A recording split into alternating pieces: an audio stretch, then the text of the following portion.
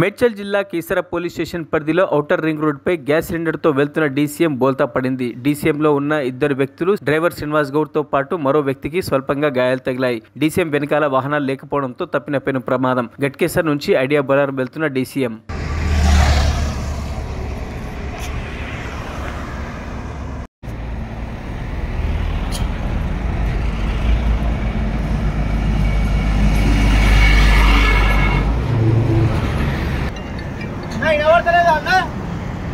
Jam అయింది, తీసేసే ఆ వెహికల్.